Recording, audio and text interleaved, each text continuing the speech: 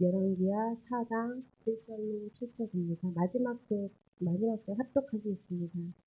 선지자의 제자들의 아내 중에 한 여인이 엘리사에게 부르짖어 이르되 당신의 종 나의 남편이 이미 죽었는데 당신의 종이 여호와를 경외한 줄을 당신이 아시는 바니이다. 이제 빚준 사람이 와서 나의 두 아이를 데려가 그의 종을 삼고자 하나이다 하니 엘리사가 그에게 이르되 내가 너를 위하여 어떻게 하랴. 내 집에 무엇이 있는지 내게 말하라. 그가 이르되 계집종의 집에 기름 한 그릇 외에는 아무것도 없나이다 하니 이르되 너는 밖에 나가서 모든 이웃에게 그릇을 빌리라. 빈 그릇을 빌리되 조금 빌리지 말고 너는 내 두 아들과 함께 들어가서 문을 닫고 그 모든 그릇에 기름을 부어서 차는 대로 옮겨라 하니라. 여인이 물러가서 그의 두 아들과 함께 문을 닫은 후에 그들은 그릇을 그에게로 가져오고 그는 부었더니 그릇에 다 찬지라. 여인이 아들에게 이르되 또 그릇을 내게로 가져오라 하니 아들이 이르되 다른 그릇이 없나이다 하니 기름이 곧 그쳤더라. 그 여인이 하나님의 사람에게 나아가서 말하니 그가 이르되 너는 가서 기름을 팔아 빚을 갚고 남은 것으로 너와 내 두 아들이 생활하라 하였더라. 아멘. 오늘 우리는 열왕기하 4장 1절로 7절까지 말씀을 통해서 엘리사의 하나님이라고 하는 주제로 함께 말씀을 나누려고 합니다. 하나님께서 이스라엘 백성을 애굽에서 건져내시고 이제 가나안으로 그들을 들이시며 그들 가운데 하나님이 참 왕이 되셔서 그 백성을 다스리시기를 원하셨습니다. 많은 민족 중에 히브리 민족을 하나님이 선택하셔서 그들을 구별된 자라고 하나님이 말씀하십니다. 구별된 자이기 때문에 그들은 하나님만 바라보게 하셨습니다. 그런데 이 백성이 얼마나 패역한지 하나님은 아모스 선지자를 통해서 이런 말씀을 하셔요. 나는 너희만 알았는데 너희는 나를 외면하였다라고 말씀하십니다. 여러분, 이스라엘 백성을 속에서 끊임없이 나타나는 것이 자기들의 정체성의 혼란이에요. 자신들의 정체성이 무엇인지 이것이 혼란이 오니까 이제 여러분 울타리를 마음대로 넘나들면서 세상 사람과 똑같은 욕망에 빠져 살아가는 이런 모습을 우리는 보게 되죠. 오늘 우리는 이 본문을 통해서 북이스라엘에서는 아합의 뒤를 이어 요람이 왕이 되었고 또 남왕국 유다에서는 여호사밧의 뒤를 이은 여호람이 아합 가문과 사돈지간을 맺음으로 이제는 두 왕국이 모두 합심하여 하나님께 대한 배역의 길로 치닫고 있는 이런 배경을 우리는 보게 됩니다. 여러분, 정략적으로 결혼을 해요. 왜요? 자기의 안위를 더 튼튼하게 하고 그리고 왕위를 든든하게 하기 위해서 정략적인 결혼을 해요. 우리가 여러분 북쪽 이스라엘이든 남쪽 그 유다든 이 두 왕국은 결국 하나님의 왕국이에요. 하나님께서 부르신 왕국이에요. 그러나 북쪽도 남쪽도 결국 하나님의 말씀을 따라서 그 길을 걸어가는 것이 아니라 자신들이 보기에 좋은 대로 자신들의 욕망을 따라서 여러분 길을 걸어가고 있는 모습을 우리는 보게 되죠. 주전 9세기 중엽이에요. 예수 그리스도가 오시기 900년 전 그 시대, 이 시대는 한마디로 바알에게 무릎 꿇지 아니한 자가 7,000명밖에 남아있지 않은 그런 시대예요. 우리가 열왕기상 19장 18절 말씀에 보면 그런 내용들을 보게 되는데요. 너무 극심한 핍박이 계속되니까 하나님을 섬기는 자가 누가 있겠나?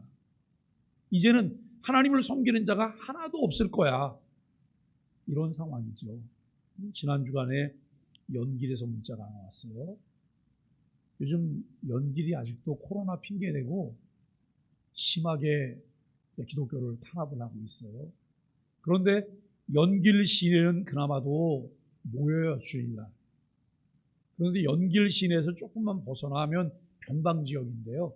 변방 지역은 전혀 지난 3월 달부터 예배가 전혀 허용이 되고 있질 않아요. 그런데 연길에서 이제 그 온 문자예요. 그 문자가 어떤 거냐면 교회에 모이긴 모이는데 이게 조선족 교회들이거든요. 한글 성경은 가지면 안 돼요. 중국어 성경만 가지고 교회에 와야 된다는 거예요. 그 다음에 어린이는 전혀 예배 속에 들어오면 안 되는 거예요. 그러니까 갓난아이가 있거나 품 안에 아이가 있거나 아이를 걸려서 데리고 와야 되거나 그런 부모님도 아이를 데리고 교회로 올 수 없다는 거예요. 여러분, 이런 것이 적발이 되면 이제 문제가 생겨서 교도소에 가야 되고 그 다음에 심하면 교회를 폐쇄해야 될지도 모르는 그런 상황인 것에 대해서 경고하는 그런 문자가 제게도 전달이 왔어요. 그런데 변방 지역에 있는 그 목사님께서는 그래도 저기는 좀 모이게 하지 않냐는 거예요. 여기는 모일 수가 없다는 거예요. 지난 3월 달부터 교회를 문도 열지 못하고 그 다음에 그 내용 중에는 뭐가 있냐면 설교를 퍼나르지도 못하게 해요. SNS를 통해서 설교를 보내거나 받거나 하면 안 되는 거예요. 그 연길에 있는 목사님 한 분이 매일 우리 묵상을 받아서 함께 묵상을 하고 계세요. 그래서 제가 목사님도 그거 받으시면 안 되냐 그랬더니 이분은 휴대폰을 2개 가지고 계신데 하나는 이것만 전용으로 하는 휴대폰이 있어서 자기는 상관이 없다고. 이분은 자주 휴대폰을 바꾸세요. 왜냐하면 북한 사역을 하시는 분이기 때문에 추적이 많은 거예요. 오늘 우리는 여러분 이 구세기 중엽에 정말 예수 믿는 하나님을 섬기는 사람이 있을까? 그런 때죠. 그런데 하나님께서는 바알에게 무릎 꿇지 아니한 7천을 남겨두셨다라고 말씀하세요. 우리는 성경을 보며 하나님은 보존하시고 그 일들을 이루시는 하나님이세요. 뜻을 품으신 뜻대로 그 일을 이루시는데 어떤 사람들에게 여러분 하나님께서 이 일들을 이루시도록 하시게 하실까요? 은혜를 베푸세요. 그리고 그 은혜를 받아들인 사람들을 통하여 하나님께서는 하나님의 일들을 진행하세요. 이 사람들을 보고 다 배임을 받고 난 이후에 여러분 남아있는 그릇토기와 같은 자들이라 라고 말해요. 마지막 때에 그릇토기와 같은 자로 신앙을 지키는 여러분 이렇게 배교와 악독이 난무하던 시대에도 하나님께서는 자기 백성을 긍휼히 여기셔요. 자기 백성을 불쌍히 여기세요. 자기 백성들에게 하나님께서는 자비를 베푸세요. 그래서 여러분 이스라엘 가운데 한 사람을 자기의 선지자로 세우셨습니다. 여러분 그가 바로 오늘 본문의 엘리사지요. 열왕기 하서는 엘리야의 사역으로 시작되지만 2장과 3장을 거쳐오면서 엘리사의 등장과 그의 사역으로 초점이 바뀌어져요. 우리가 여러분 이 특세 순서지에는 열왕기 하가 열왕기 상으로 잘못 표기돼서 제가 어제 문자를 보냈잖아요. 열왕기 하예요. 그러면 그 배경들을 한번 읽어보시는 거예요. 열왕기 하 1장부터 몇 장을 쭉 보면 아 그렇구나 라고 하는 것을 알게 돼요. 설교를 들을 때 내가 본문을 익히 알게 된 본문들은 훨씬 마음이 와닿거든요. 지금 지난달 특세, 이번 달 특세 이 본문들은 설교자가 설교하기가 참 좋은 본문이에요. 왜냐하면 스토리가 있거든요. 요즘 우리가 그 새벽에 함께 묵상하는 욥기는 시가서 지혜 문학에 해당되는 것 때문에 내용이 어려워요. 그래도 욥기는 또 쉬워요. 왜냐하면 욥기에도 스토리가 있잖아요. 잠언을 가면 잠언은 교훈이에요. 탈무드와 같아요. 그래서 그 내용들은 단락을 잘 정리하지 않으면 그 설교는 설교하다 딜레마에 빠지게 되는 그런 내용들이에요. 오늘 우리가 여러분 이 엘리사의 사역을 보면서 엘리사가 어떻게 등장을 하는지 엘리야가 이제 여러분 그의 사역을 마치고 무대 뒤로 사라지는데 그냥 사라지는 것이 아니라 엘리야가 어떻게 사라져요? 불말과 불병거를 타고 죽음도 맛보지 않고 하늘나라로 승천. 우리가 지금까지 이 땅을 살아갔던 모든 사람들은 죽음을 경험했어요. 그런데 죽음을 경험하지 않았던 두 사람을 우리가 말하게 돼요. 첫 번째 사람이 에녹이에요. 두 번째가 엘리예요. 그러면 이 엘리야라고 하는 사람이 정말 대단한 거성이잖아요. 엘리야 이후에 엘리사가 등장해서 그는 어떻게 살아요? 너무 거목이기 때문에 엘리사는 눈에 보이는 듯 보이지 않는 듯 할 수도 있을 가능성이 많아요. 그런데 하나님은 여전히 하나님의 일들을 진행하신다고 하는 것을 우리는 보아야 할 것입니다. 여러분, 이제 2장과 3장에서 엘리야로 시작된 이 열왕기하가 엘리야가 하나님 나라로 올라가고 난 이후에 이제 2장과 3장을 걸치면서 엘리사의 등장과 그의 사역으로 초점이 바뀌어지는데, 그리고는 마침내 4장부터는 여러 장에 걸쳐서 8장 중반까지 엘리사의 사역을 집중적으로 기록하기에 이른다라고 하는 것이죠. 이와 같이 열왕기서를 이제 기자가 이 열왕기하 이 4장, 5장, 6장, 7장, 8장을 엘리사의 사역에 전적으로 할애한 것은 하나님께서 엘리사를 엘리야의 뒤를 이은 하나님의 선지자로 세우셨다는 사실을 강하게 부각시키기 위함이라고 하는 거예요. 하나님은 하나님의 사람을 세우시고 그냥 내팽개에 두지 않으세요. 그를 사용하세요. 그가 힘있게 주님의 뜻을 이룰 수 있도록 하나님께서 지키시며 인도하신다고 하는 것을 알게 돼요. 그렇기 때문에 엘리사를 통해서도 엘리야의 경우에서처럼 하나님의 놀라운 능력이 나타났음을 시간적인 순서가 아니라 의도한 목적에 맞게 주제별로 기록하고 있다고 하는 것을 알게 돼요.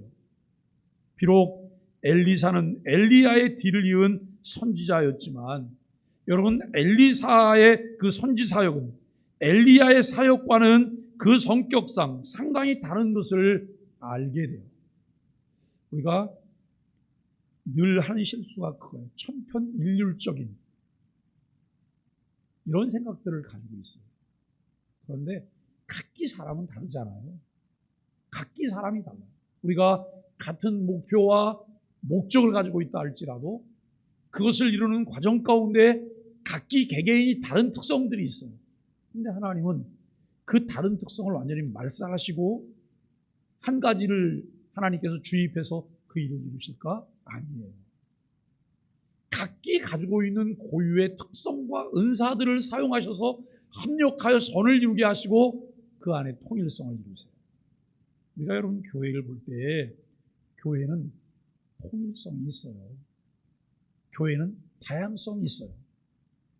그런데 이 통일성이 있어야 될 때 통일성이 있어야 되는데 통일성이 있는 데서 다양성을 주장하면 무질서해지는 거예요. 그리고 다양성이 있어야 되는 부분, 여러분 통일성을 말하잖아요.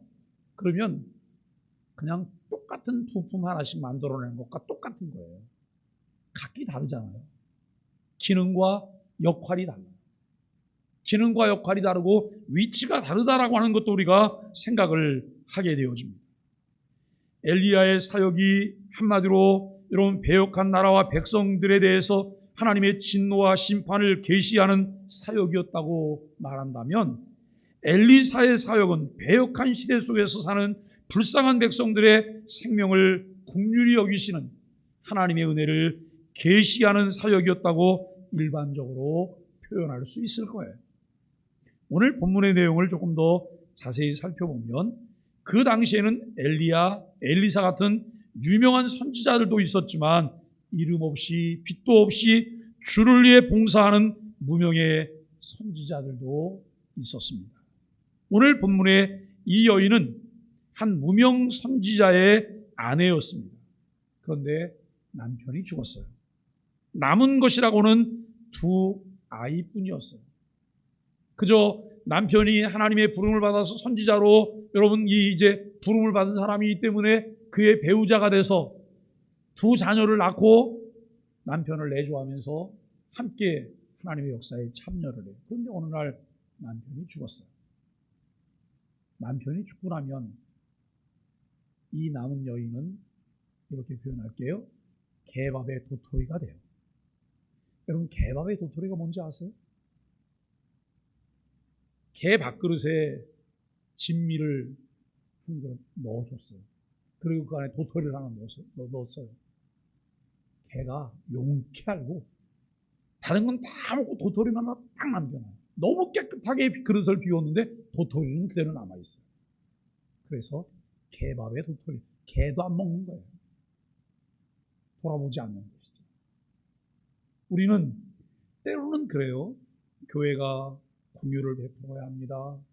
자비를 베풀어야 합니다. 뭘 돌아봐야 합니다. 사랑을 베풀어야 합니다. 그런데 여러분, 교육자가 소천했을 시 남은 사모에 대해서 교회는 매우 매정하다는 거예요. 다 그렇지는 않아요. 특별히 잘하는 데도 있어요. 그런데 대다수가 그래요. 왜요? 저는 이렇게 말해요. 겉절이기 때문에 그래요. 겉절이기 때문에. 속 안에는 간도 배있지 않고 속 안에는 맛도 들지 않았어요. 표면적에만 맛이 있어요. 눈에 보이는 교육자가 죽고 나니까 여러분, 그의 아내와 자녀들은 개밥의 도토리가 되는 거예요. 그런데 하나님이 가지신 하나님의 긍휼은 그렇지 않거든요. 하나님은 어려운 사람, 가난한 사람, 약자들, 소외된 사람일수록 하나님의 관심은 그들에게 집중이 돼요. 오늘 우리는 여러분, 이 본문을 통해서 이제 남편이 죽었는데 남편이 유산을 남긴 게 아니잖아요. 유산을 남기지 않고 뭘 남겼어요? 빚을 남겼어요. 빚을 남겨서 이 빚 때문에 이 여인이 어떤 상황이냐면 엘리사를 찾아왔어요. 아마 그 남편이 죽기 전에 여러분, 이 엘리사와는 좀 친분이 많이 있었던 것 같아요. 그래서 사정 이야기를 해요. 남편이 죽었는데 빚이 이렇게 남았는데 어느 날 빚쟁이가 와서 두 아들을 끌어갔습니다. 두 아들을 자기 종 삼겠다고 끌어갔습니다. 여러분, 그러면서 그 내용들을 이야기해요. 이 가난이라고 하는 말로는 표현할 수 없을 만큼 지독히 어려운 생활을 이어가는 과부였습니다. 이 여인은 남편을 잘 아는 엘리사에게 나와서 자신의 아픈 마음들을, 쌓인 원망과 불평을 다 토해냅니다. 너무나 딱한 사정이죠. 엘리사는 그녀를 도와줄 방도를 마련합니다. 그리고 그녀에게 이렇게 말해요. 집에 빈 그릇이 있냐고. 근데 여러분, 뭐 변변하게 가난하게 살면서 뭐 쓸만한 그릇이나 이런 게 있겠어요? 집에는 없는데 빌려올 그릇은 있다고. 그래서 여러분, 엘리사가 그렇게 말을 해요. 할 수만 있으면 많은 그릇을 빌려오라고. 많은 그릇을 빌려오라고 여러분, 그렇게 말해요. 그리고 그녀가 가진 것이라고는 극히 적은 양의 기름 한 병뿐이었습니다. 정말 철저하게 가난했죠. 이 기름을 빌려온 빈 그릇에 엘리사는 붓게 해요. 하나님의 기적은 여기서 시작이 되는 거예요. 그냥 기름 한 병인데 그 빌려온 그릇에다가 계속 부어도 그 그릇이 차기까지 계속 나오는 거예요. 또 여러분, 다른 그릇에 또 계속 붓게 되는 거예요. 이런 일이 계속돼요. 근데 여기 이 기름이 뭐냐? 크게 의미를 둘 게 없어요. 그런데 간혹 설교하는 분들 중에 영해한다고 이 기름을 성령이라고 말을 해요. 성령이라고 말하면 7절에 가서 딜레마에 빠져요. 왜냐하면 7절에는 기름을 팔라고 말하거든요. 그러면 이것을 기름이 성령이라고 말하면 7절에서 성령을 팔로 다니라는 얘기잖아요. 때로는 우리가 그 말을 정말 진미처럼 잘 만들어서 먹기에 좋게 달콤하게 우리에게 제공할 수 있어요. 그래서 우리는 그 말을 듣고 은혜 받았다고 말을 해요. 그런데 여러분, 그것을 허상이라고 말을 하는 거예요. 우리가 정말 중요하게 봐야 될 것은 뭐냐면 성경이 뭘 말하려고 하나, 이 성경 본문을 통해서 우리가 어디에 초점을 맞춰야 될까, 이 부분을 보는 것이 너무나도 중요합니다. 이제 여러분 빈 그릇을 다 채우고 나서야 기름이 멈춥니다. 그 기름을 팔아서 빚을 갚고 남은 것으로는 그녀와 그녀의 두 아들이 생활을 하게 됩니다. 이것은 극한 경제적 빈곤에 처한 그 여인을 구해준 엘리사의 처방이었음을 알게 됩니다. 여러분, 오늘 이 본문이 의미하고 있는 것이 무엇일까요? 이 본문을 통해 하나님은 자신을 어떻게 계시하고 계실까요? 오늘 본문은 우리에게 무엇을 보여주고 있을까라고 하는 거예요. 한마디로 능력의 하나님께서 자기 백성의 생활을 돌보신다는 사실을 우리에게 보여주고 있어요. 여러분, 그 사실을 믿으세요? 우리도 생활을 하다 보면 너무 힘들 때가 많죠. 상대적 가난과 절대적 가난이 있어요. 혹시 여러분 절대적 가난 속에서 시달려 본 적이 있으세요? 밤중에 잠을 자려고 하는데 내일 아침에는 눈을 안 떴으면 좋겠다고 하는 절망적인 그런 생각이 들 때가 있었어요. 말로 표현할 수 없는 어려움들이 밀려올 수 있어요. 이것은 우리 개인사뿐만 아니라 하나님의 나라를 위해서 헌신하다가 그 나라 때문에 겪게 되는 어려움도 있어요. 그런데 하나님께서는 그런 상황에서 낙심하고 고민하고 정말 죽을 지경에 있는 이들에게 하나님께서 하시는 말씀이 무엇일까요? 하나님은 돌보신다는 거예요. 누구를요? 자기 백성. 자기 백성을 돌보신다고 하는 것을 우리에게 말씀합니다.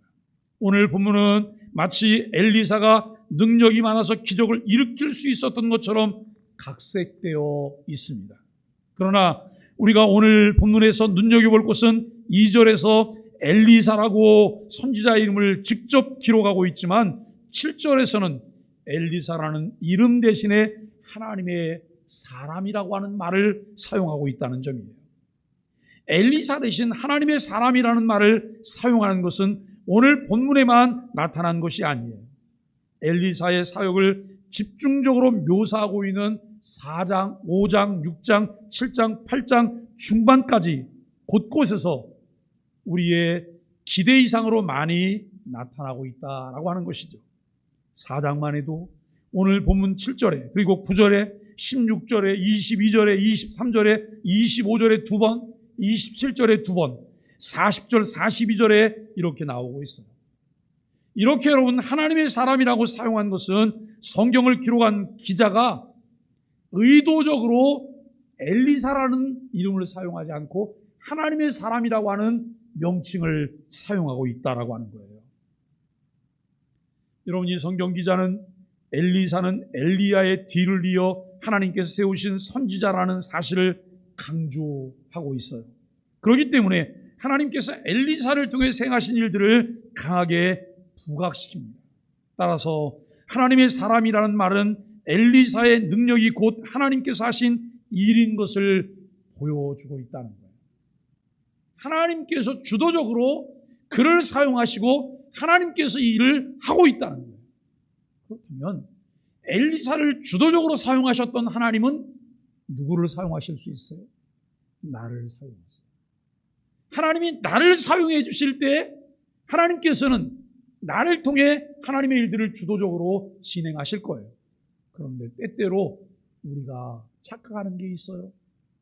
내가 무엇을 한다고 생각해요. 내가. 그래서 자꾸 내가 복음을 써요. 내가 복음 1장 1절, 내가 복음 2장 3절 이러면서 여러분 자꾸 내가 복음을 쓰는 거예요. 그런데 내가 아니라 주께서 주님으로부터 주시는 은혜가 있어야 돼요. 그래서 우리가 늘 그 은혜에 머물기 위하여 우리에게 필요한 것이 있다면 신실하신 하나님의 언약을 기억하고 언약 백성으로 살아가는 거예요. 그런데 너무 감사한 것은 하나님이 주기 아니시라는 거예요. 여러분, 만일에 하나님이 주기라고 생각해 보세요. 네? 팥죽 끓듯이 변덕이 극심하세요. 뜨거워졌다 금세 식어버리는 하나님이시라고 하면 우리는 한순간 남아있지 않을 거예요. 왜냐하면 우리의 간사함을 하나님이 너무 잘 아시잖아요. 우리의 여러분 약삭빠르고 연약함을 하나님이 너무 잘 아시거든요. 그런데 하나님은 우리의 상태에 관계없이 하나님의 일들을 우직하게 이루어 가세요. 우직하게 하나님의 일들을 하나님이 진행하세요. 그것 때문에 우리는 매 순간마다 이렇게 살았다. 살았다라고 말하게 되는 거예요. 주님의 은혜가 감사하다라고 하는 말을 우리가 할 수 있다고 하는 것을 깨닫게 됩니다. 여러분, 우리는 오늘 말씀을 함께 보면서 여러분 그런 부분들을 생각해 봅니다. 오늘 본문은 왜 그 무명의 선지자가 빚을 지게 되었는지, 또 왜 문을 닫고 기름을 부어했는지, 이 여인이 선지자의 지시가 너무도 상식의 수준 이하여서 고민을 많이 했는지 안 했는지 따위에 대해서는 성경 기자는 관심이 없어요. 그걸 마음에 두지 않아요. 왜요? 그것이 강조하려고 하는 내용들이 아니기 때문에 그래요. 다만 능력이 하나님께서 엘리사를 통해 그 여인을 경제적 극한 상황에서 건져주셨다고 하는 사실을 강조하고 있다는 거예요. 그러나 오늘 본문에 나타난 하나님의 이 행위는 그 특정한 여인 가족에게만 국한하는 것으로 과거의 일로 그쳐버리는 것이 아니라는 거예요. 어제 역사하셨던 하나님은 오늘도 살아계세요. 오늘도 섭리하세요. 우리 삶 깊숙이 개입하셔서 하나님의 일을 이루시기를 원하세요. 그래서 여러분, 예수 그리스도는 어제나 오늘이나 영원토록 동일하신 분이세요. 우리가 신앙생활하면서 그분의 속성과 그분의 성품을 닮아가는 거예요. 언제나 변함없이 동일하신 하나님, 한결같은 모습으로 그 약속을 이루시는 하나님, 그 약속에 우리를 부르셨는데 우리도 그 약속을 이루는 자로, 언약 안에 사는 자로 어떻게 하면 주님 닮은 성품을 가진 자로 살까를 생각해 봅니다. 오늘 본문도 다른 부분과 같이 하나님께서 변치 않고 일해 가시는 원리를 제시하고 있습니다. 오늘 본문에 나타난 하나님의 이러한 행위는 하나님을 경외하며 섬기는 모든 백성들에게 미치는 행위라는 사실입니다. 하나님의 구원 계획이란 소위 영적인 분야에 국한된 제한적인 것이 아닙니다. 그분의 구원이란 자기 백성의 모든 삶과 삶의 모든 환경까지도 포함하는 포괄적인 것이죠. 그래서 여러분, 민감하게 내 삶의 세세한 부분까지 하나님께 의뢰하고 묻고 그 하나님과 교제하고 대화하면 우리는 아주 민감한 사소한 일들 속에서도 하나님의 인도하심을 경험하게 되는 거예요. 그런데 늘 그런 부분은 그냥 무관심해요. 둔감해요. 그러면 그분은 일상생활 속에서 우리와 함께 하시고 교제하기를 원하시고 친밀하게 말씀하시며 인도하시는 하나님에 대한 것은 전혀 느끼지 못하면서 그냥 생활해요. 오늘 우리가 늘 하나님 앞에 깨어있게 되기를 바라고, 그리고 순수함으로 주님을 바라보기를 바랍니다. 여러분, 그분은 소위 여러분 자기 백성의 세속적인 생활의 사소한 부분까지도 지대한 관심을 갖고 돌보아 주시는 하나님이라는 사실이에요. 오늘 본문은 하나님께서 자기 백성의 생활, 특별히 의식주의 생활을 돌보시며 책임지신다는 사실을 우리에게 제시하고 있어요. 사랑하는 소망의 가족 여러분, 우리는 하나님께서 우리에게 주어진 은사에 맞추어 하나님의 말씀을 가지고 그의 나라를 확장시키는 데 쓰시려고 부름받은 하나님의 백성들이에요. 한때 사람들은 이렇게 인사했어요. 부자 되세요. 여러분, 그 인사 들을 때 아주 불쾌하고 기분 나쁘셨어요? 이미 이렇게 되잖아요. 그냥 기분이 좋은 거예요. 부자 되라는 말만으로도. 예? 부자 되라는 말만으로.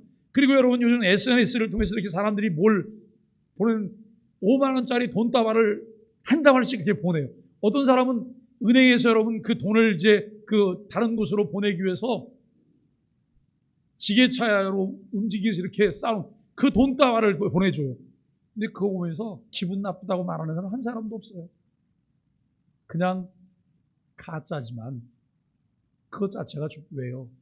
그만큼 우리 삶에 돈이 차지하는 가치가 크다는 거예요.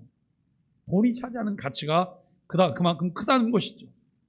그런데 그리스도인의 삶의 목표는 부자 되는 데 있지 않아요.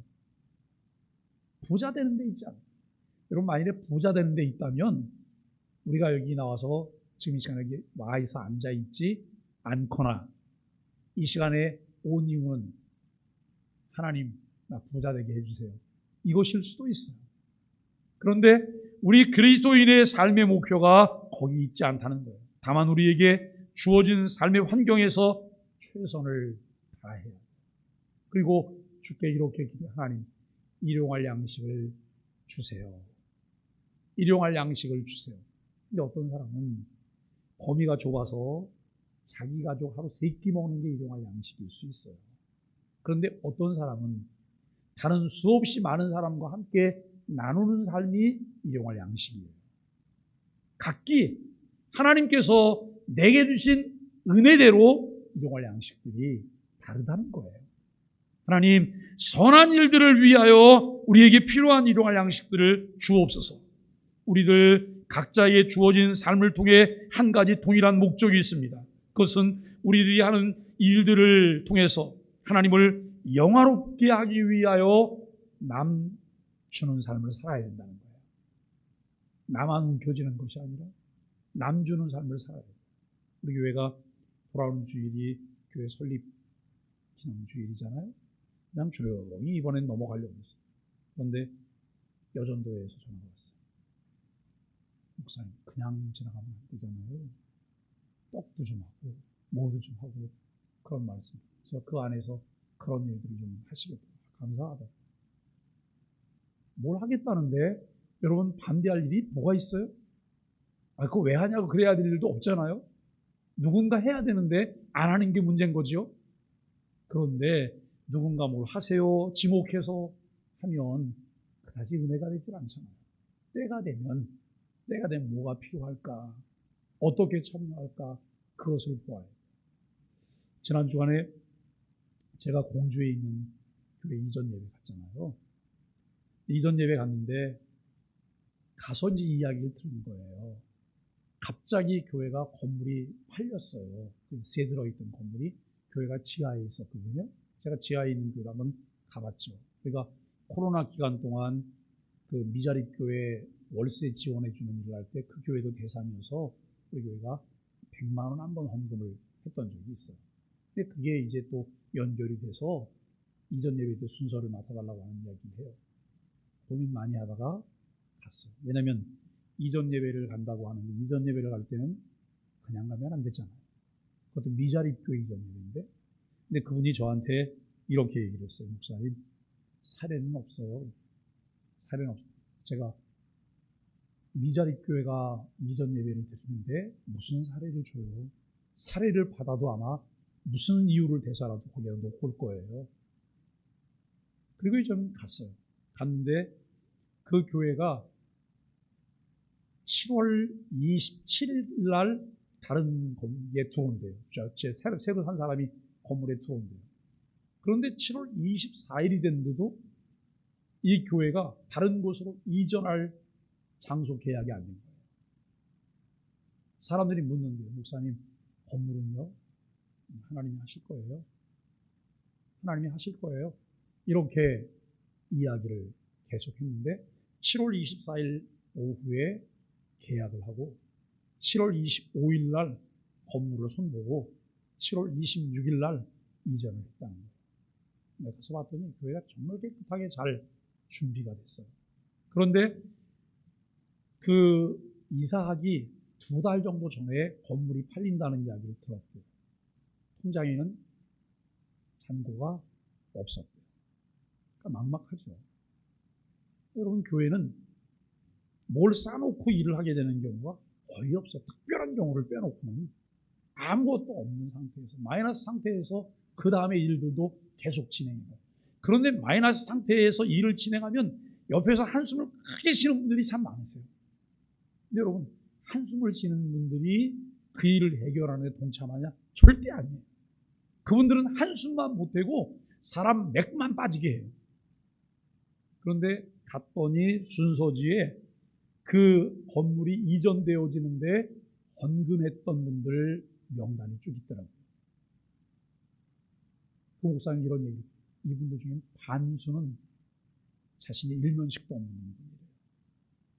어떻게 이렇게 소문을 들었는지 헌금을 보내오더래요. 그래서 그날 보통 이전 예배를 가거나 교회 설립 예배를 드리러 가면 예배 순서 중에 헌금 순서가 있어요. 근데 헌금 순서가 없고 봉헌 기도만 있는 거예요. 이 목사님이 외부에서 손님이 오시는데 부담을 드리고 싶지 않다는 거예요. 단 이 건물이 이전되어지는데 헌금했던 분들을 위한 봉헌 기도는 해야 될 것 같아서. 근데 이분이 이런 말씀을 하시더라고요. 근데 뭐 거기 온 분들 중에 그냥 온 분들, 저도 가면서 여러분 그 이전 그 헌금 가지고 갔잖아요. 그냥 가서 개인적으로 목사님께 드립니다. 이걸 왜 가지고 오시냐고. 목사님, 그 얘기는 목사님이 하실 얘기가 아니니까 그냥 받기만 하면 되는 거예요. 그래서 드렸어요. 근데 이분이 광고 시간에 그런 얘기를 하시더라고요. 오늘 특별히 헌금하실 필요 없으시다고. 다만 우리 교회와 연관이 돼서 기도하시게 됐으니까 기도하시다가 얼마 후에 교회가 건축한다고 하면 그때는 힘써서 한번 헌금해 주세요. 와, 제가 고단수라 그랬어요. 정말 고단수다. 우리가 여러분 하나님의 일들을 진행해 가면서 정말 하나님의 필요가 무엇일까? 그래서 늘 우리가 이렇게 기도해야 돼요. 하나님, 내 눈으로 보지 않게 하시고 주님의 눈으로 보게 해주세요. 주님의 눈으로 보게 해주세요. 우리가 성경에 보면 내 눈을 열어 주의 법에 기이한 것을 보게 해주세요라고 하는 기도도 있어요. 하나님, 마땅히 필요에 따라서 그것을 보게 해주세요. 근데 그 다음에 한마디를 더 붙이셔야 돼요. 그런데 하나님, 늘 그 선한 일을 할 수 있도록 필요를 하나님이 채워주세요. 이 말은 무슨 말이냐면, 하나님, 나는 아무것도 없는데요, 나는 심부름꾼만 할게요. 전달만 할게요. 주님의 것을 옮겨놓는 일만 할게요. 그런데요, 꽤 많은 분들이 옮겨놓는 게 아니고 혹시 내 것이 나갈까봐 그것 때문에 한마디도 그런 기도 안 하는 분도 있으세요. 벌벌 떨면서. 근데 여러분, 정말 심부름꾼 역할을 하겠다고 하면 하나님께서는 꽤 많은 부분을 경험하며 살게 하세요. 저와 여러분들이 그런 은혜가 있게 되기를 바랍니다. 넉넉하지 않은 삶 때문에 곤고함과 어려움을 겪기도 하지만, 그러나 그런 중에도 주께서 주신 은혜를 따라 주의 말씀에 순종하고 우리의 도움이 필요한 이웃들을 찾으며 그들과 삶을 나누려고 해요. 우리가 최선을 다해서 여러분 그렇게 하는 것은 우리가 믿고 섬기고 따르는 하나님의 신실한 약속 때문이에요. 하나님께서는 자기 백성된 우리를 사랑하시며 우리를 위한 놀라운 일들을 계획하시고 오늘도 그 일을 이루시기 위해서 하나님이 친히 일하신다는 거예요. 신실하신 하나님께서 자기 백성들의 생활을 돌보아 주시는 방법이 개개인에 따라서 그리고 시대에 따라서 차이가 있어요. 그분께서 자기 백성들의 생활을 돌보아 주신다는 것만은 변함이 없어요. 오늘 본문에서 엘리사를 통해 기적을 베푸심으로 그렇게 하셨습니다. 오늘날은 하나님께서 일반적으로 본문에 나타난 그런 식으로 기적들을 이루시지는 않으세요. 특별한 경우를 빼놓고는 일반적인 방법들을 사용하세요. 그러나 매개체를 사용하셔서 자기 백성의 생활을 돌보신다는 점은 일반적으로 변함없는 방법이라고 하는 거예요. 이 매개체가 바로 저와 여러분이에요. 우리를 통로로 사용하기를 원하세요. 우리를 복의 통로로, 우리를 축복의 통로로 하나님이 사용하기를 원하세요. 사랑하는 여러분, 우리 소망의 교회는 예수 그리스도의 복음의 가치가 이끌어가는 교회가 되려는 노력을 끊임없이 하고 있습니다. 하나님의 아들이신 예수님께서 우리와 같은 사람의 몸을 입고 이 땅에 오셨습니다. 이 땅에 낮아진 몸으로 오신 것은 섬김을 받기 위한 것이 아니라 오히려 섬기며 자기 자신을 대성물로 주시기 위함이에요. 사람들에게 영원한 생명을 주시려고 복음 기쁜 소식이 되셨습니다. 이 복음의 기쁜 소식을 효과적으로 전하기 위해 여러분 3대 사역에 집중하셨죠. 이 옆에 있는 대로 가르치고 전파하시며 치료하시는, 고치시는 그 사역에 집중하셨습니다. 여러분, 그 일을 위하여 가난한 자들과 병든 자들, 죄인들의 친구가 되셔서 그들에게 천국 복음을 증거하셨습니다. 돌아오는 주일이 우리 교회가 34주년을 맞이하는 주일이에요. 예수 그리스도께서 행하셨던 섬김의 본을 따라서 지역사회와 소통할 뿐만 아니라 사랑의 삶을 실천하는 교회로 든든하게 세워질 수 있기를 바랍니다. 그러기 위해서 우리에게 중요한 것은 복음에 대한 바른 이해, 그 가치를 깨닫게 되는 것과 믿음입니다. 신실하신 여호와 우리 하나님께서 우리에게 주신 놀라운 그 은혜와 사랑을 바르게 깨닫고 그 참된 가치를 우리가 하나님 앞에 감사하며 나아갈 수 있어야 될 것입니다. 우리 소망의 교회가 하나님께는 영광, 그리고 이웃들에게는 무한한 사랑과 칭송받는 교회, 또 우리 자신들에게는 하나님이 주신 은혜 때문에 감사하면서 사랑하고 화목한 이런 교회로 세워져 가게 되기를 예수 그리스도의 이름으로 간절히 축복합니다.